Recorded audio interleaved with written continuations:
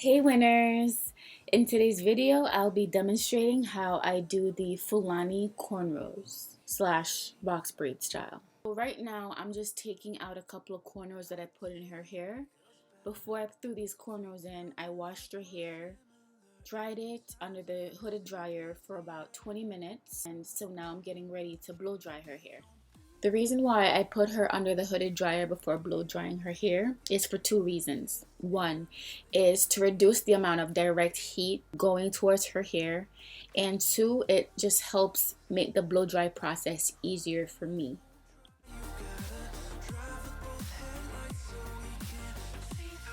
To kick off this hairstyle, you can part the hair from right behind the left ear to right behind the right ear. For this specific style, I'm doing medium-sized box braids, but know that you yourself have options. For instance, if you wanted to do smaller box braids, you can, or the triangles, you could do large. It's up to you. The possibilities are endless.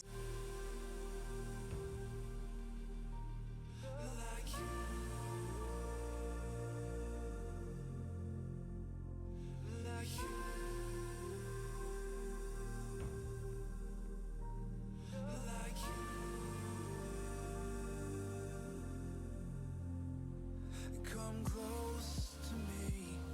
I'll whisper in your ear the things that we could be. If you're new to doing box braids, don't beat yourself up too much if you don't get it right the first, second, or third time. This is a process that takes time, and the more you practice, the better you get. Like a radio that's held beneath your window.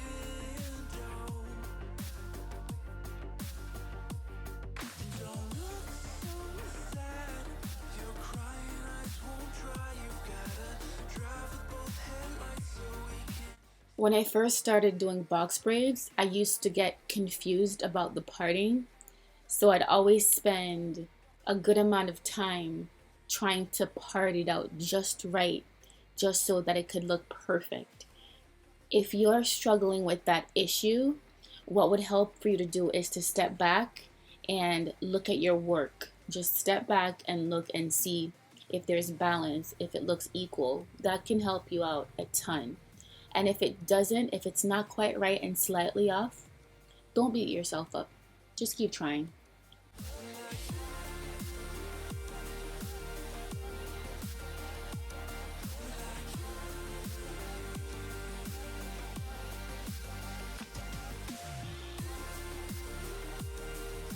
Notice how there is a section taken out on the left side and a section taken out on the right side. When you take out multiple sections, this speeds up your install time, and it helps even more when you pre-section the hair. So if you take out about 10 pieces of hair and lay it out prior to braiding, you will go so much faster. Another way to cut the install time in half is to have someone else braid out for you. If the person you're working on is a family member that knows how to braid, have them braid the ends out, because this is going to save both of you time. To me, in darkness when there's no more light that you can see,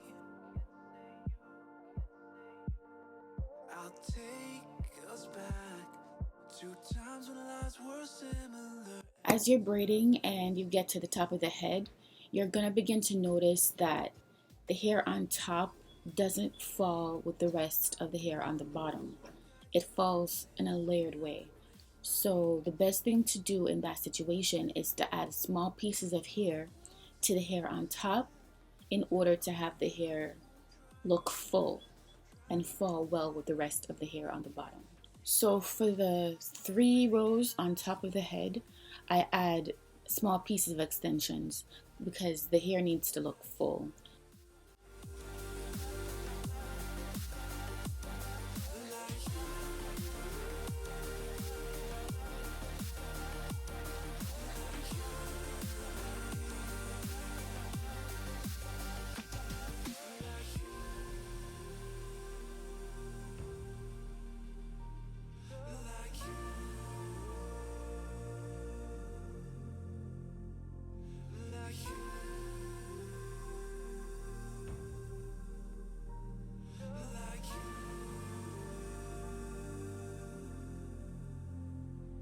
Come close to me. When you use a comb like this with a metal tip to part the hair, it allows you to have more control of the part, so you're able to have a straighter, more concise part.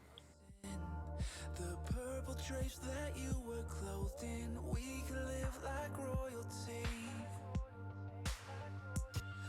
I'll sing to you like a radio that's held beneath your window. For the front, I'm doing the feed-in method. So what I do is I pre-section about 8 to 10 pieces of hair, starting from small to medium sized. These 8 to 10 pieces are meant for one cornrow. When you are slaying your feed-in cornrows, make sure that the pieces are similar in size.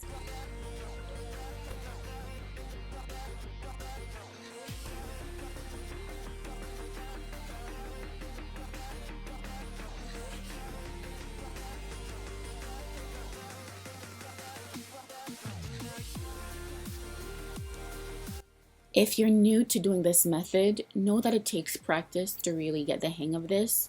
And don't start out by saying, I can't do this. You can do this, okay? You can do this.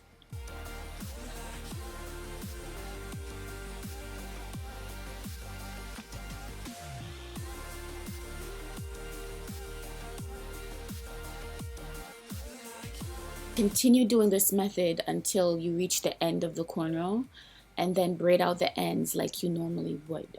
Typically, since this is the top of the head, these cornrows are going to be shorter than the rest of the cornrows in the back. So use the extension method to extend these cornrows.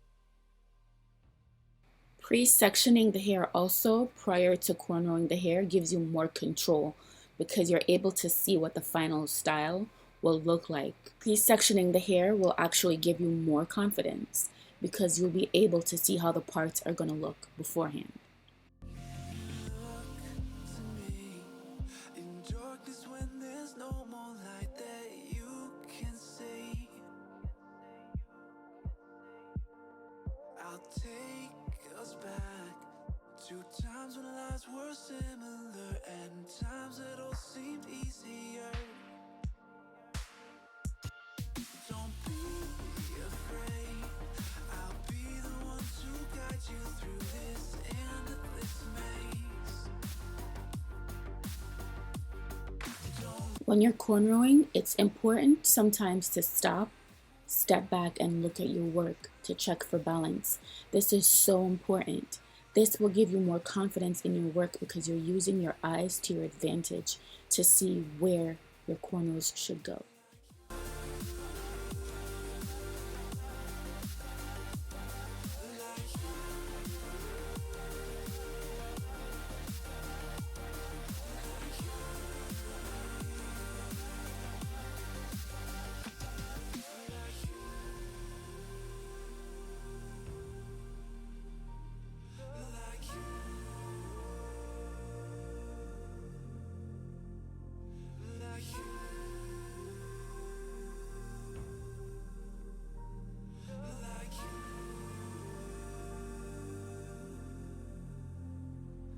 Come close to me, I'll whisper in your ear the things that we could be.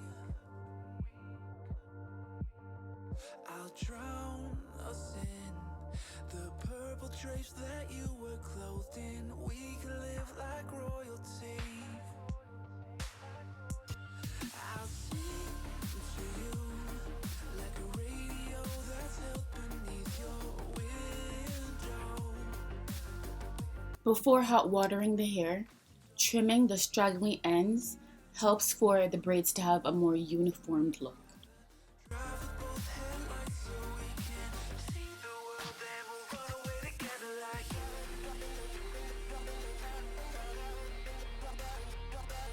If you want your braids to have a silky look, use hair conditioner on the ends and mousse on the roots. This trick is time tested and will have your braids looking flawlessly.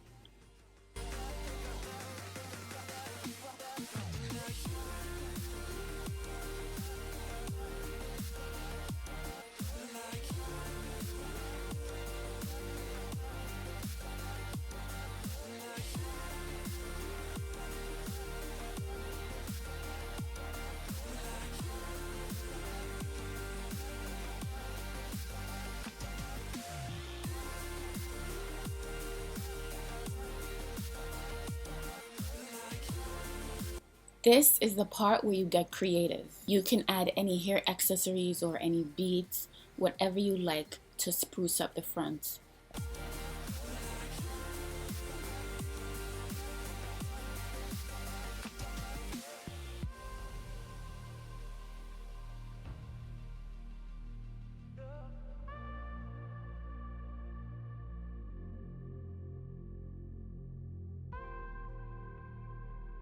Braids are so pretty when you add strings around it and accessorize it to your liking.